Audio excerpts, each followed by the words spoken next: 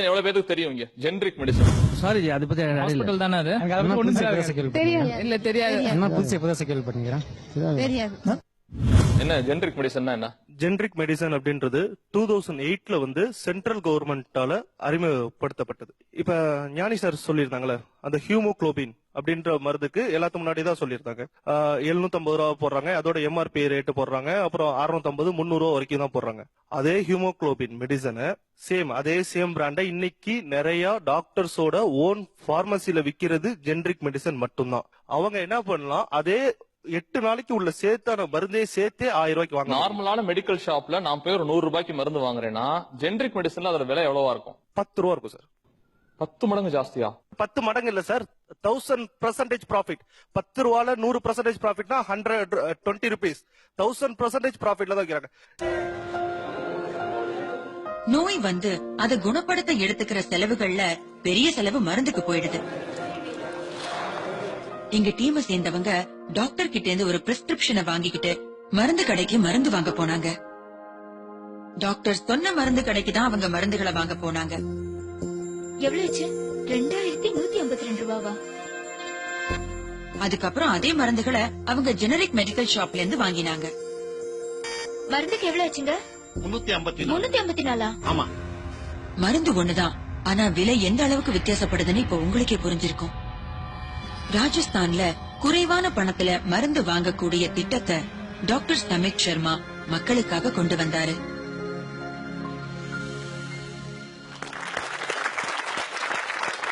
எனக்கு ரொம்ப ஆச்சரியமா இருக்கு டாக்டர் சமித். எங்க கரஸ்பாண்டன்ட் ஒரு கடையில மருந்து வாங்க போகும்போது ஒரு கடையில அவங்க அந்த மருந்த 2000 ரூபாய்க்கு வாங்கியிருக்காங்க, அதாவது 2000 rupees கொடுத்த. சரி, ஜெனரிக் மெடிசன் ஷாப்ல அவங்க மருந்து வாங்கினப்ப அதே மருந்துகளுக்கு 300 ரூபாய் தான் வாங்கியிருக்காங்க. அது எப்படி? இப்ப இந்த நேரத்துல ஒவ்வொரு நிமிஷமும் ஒவ்வொரு செகண்டும் ஒரு டிராஜடி நாலா பக்கமும் நடந்துகிட்டு இருக்கு. எர்த்குவேக், சுனாமிய பத்தி பேசுறோம். அதுல பல பேருடைய உயிர் ஒரு செகண்ட்ல போயிடுது. அதை விட அதிக உயிர்கள் இந்த டிராஜடியால போயிடுது. அது என்ன டிராஜடி? அந்த டிராஜடி வந்து, அதாவது இந்த மருந்துகளோட விலை வந்து ரொம்ப குறைவுதான்.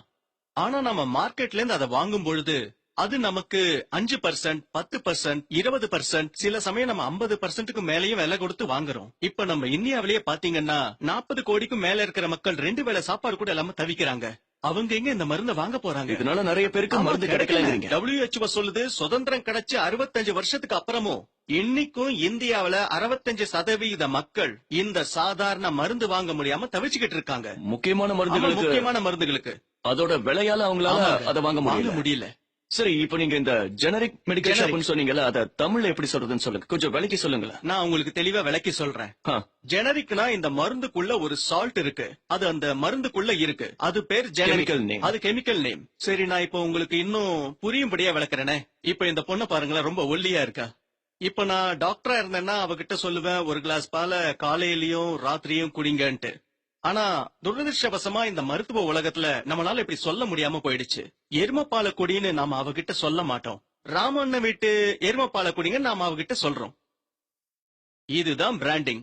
இப்ப அவன் அந்த கடைக்கு போறான், அவன் சொல்லுவான் 500 ரூபாய் லிட்டர்னு, வேணும்னா வாங்குன்னு.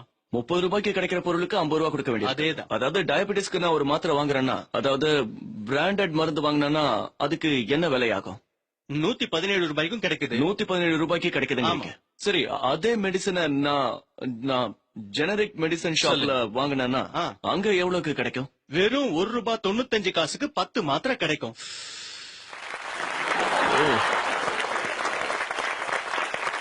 சரி, அந்த 2 மாத்திரையிலயும் எந்த வித்தியாசமும் இல்லன்னு சொல்றீங்க? வித்தியாசமே கிடையாதுங்க. ஏன்னா உற்பத்தி விலையே அவ்வளவுதாங்க.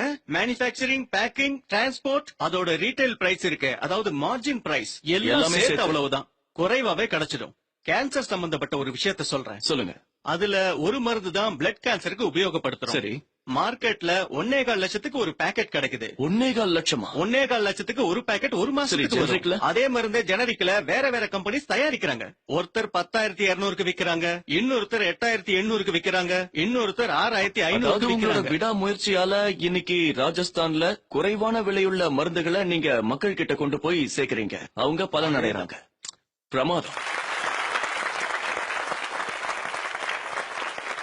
சரி, டாக்டர்ஸ் பிரிஸ்கிரிப்ஷன்ல எழுதும் போது ஜெனரிக்னு ஏன் எழுத மாட்டேங்கிறாங்க? ஏன் பிராண்டட் எழுதுறாங்க? இத சொன்னா நான் இருக்க மாட்டேன். இல்ல உங்களுக்கு ஒண்ணும் ஆகாது.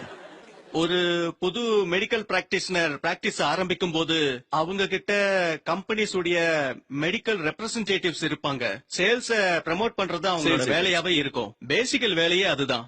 எங்க மருந்து இருக்கு அதை எழுதுங்க, அது ரொம்ப நல்ல மருந்துன்னு சொல்லுவாங்க. டாக்டர்ஸ் அதை தான் எழுதணும்னு அவங்க பிரஷரைஸ் பண்ணுவாங்க, டெம்ப் பண்ணுவாங்க. இதோட காரணமா தான் குறைவான விலையில கிடைக்கிற மருந்து பல பர்சன்டேஜ் அதிகமா விற்கப்படுது. மக்களும் அதை வாங்குறாங்க. வேற என்ன செய்வாங்க? நாங்க டெண்டர் போடும்போது நிறைய கம்பெனிக்காரங்க வருவாங்க.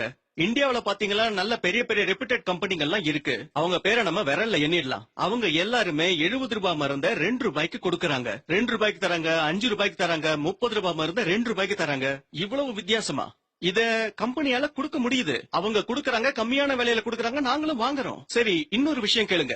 நம்ம இந்தியாவில இருந்து கிட்டத்தட்ட வருஷத்துக்கு 45,000 கோடி ஜெனரிக் மருந்துகளை நாம வெளிநாட்டுக்கு அனுப்பிக்கிட்டு இருக்கோம். நாம வெளிநாட்டுக்கு அனுப்புறோம். அதேதான் ஜெனரிக், அதாவது இந்த மலிவான மருந்துகளை நம்ம எல்லா நாட்டுக்கும் அனுப்புறோம். ஆனா நமக்கு கிடைக்கிறது நம்ம நாட்டுல காஸ்ட்லியா இருக்கு. இது எல்லாத்தையும் பார்க்கும் பொழுது நமக்கு இன்னும் சுதந்திரம் கிடைக்கல, நம்ம அடிமையா தான் இருக்கோம்னு சொல்லுவேன்.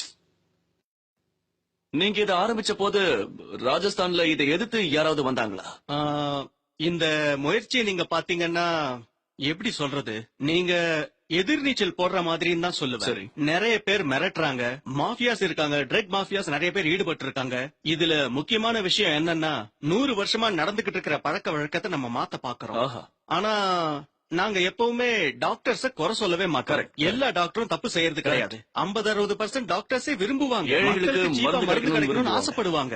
இன்னைக்கு பாத்தீங்கன்னா நிறைய டாக்டர்ஸ் தங்களோட வீட்ல இருந்து சாம்பிள்ஸ கொண்டு வராங்க, பாக்கெட்ல இருந்து காசு எடுத்து நோயாளிகளை குணப்படுத்துறாங்க. அந்த மாதிரி டாக்டர்ஸ் இருக்காங்க. அதனால திரு சகாயம் IAS அவர்களின் வழிகாட்டுதலின்படி இயங்கும் மக்கள் பாதை அமைப்பின் முதல் மருத்துவ சேவை மையம். இந்த மையம் சிவகங்கையில் தனது சேவையை தொடங்கியுள்ளது. இங்கு ஜெனரிக் மெடிசின் என்று அழைக்கப்படும் குறைந்த விலை மருந்துகள் விற்கப்படுகின்றன.